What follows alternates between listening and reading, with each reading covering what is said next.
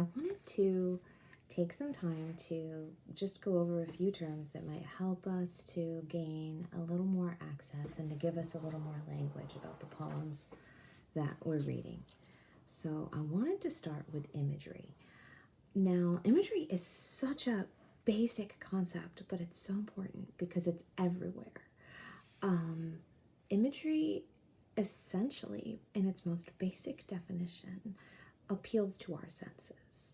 So, when we're looking for imagery and we're finding imagery in poems, we're finding those places that engage us in a physical way, right? In a tangible, touchable, seeable, hearable, smellable, tasteable way.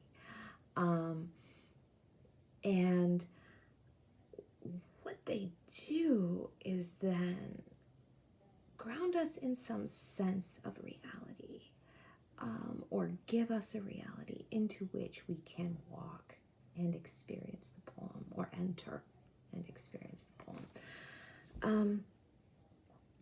A lot can be said also when we're reading a poem for the senses and the senses that are left out of the imagery, especially in poems where it's all of the senses are sometimes appealed to, except maybe one, like the sense of smell or the sense of sight or something, and that creates an effect because it's missing something.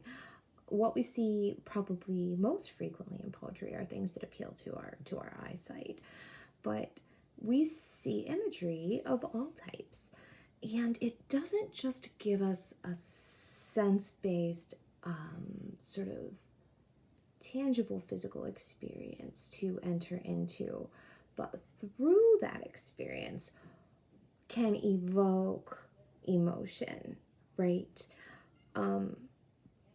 For example, when we think of Wilfred Owen, we'll be reading him later this semester, and he writes in Dulce et Decorum Est about a gas attack during World War I. And there's a little bit of figurative language, there's a little bit of symbols in it, but mostly what's happening is tons and tons and tons of imagery, and it's pretty intense. And it the first time I read it, I sobbed. It's the first poem that ever made me cry, and it made me like ugly cry. Or you can like think of a poem about like mama's bread coming fresh out of the oven, and that's gonna evoke this sense maybe of safety if we have a happy experience with mama baking bread. So images don't just give us the sensory experiences that that ground us physically in a poem. Through that physical, tangible experience that is given to us with imagery, it also can evoke emotional and sort of more. It can evoke all sorts of reactions that are tied to our senses, right? Because our senses are how we experience everything. So we can find imagery from everything from plastic spoons to a walk in the woods. And we want to think about what that also connects us to, right?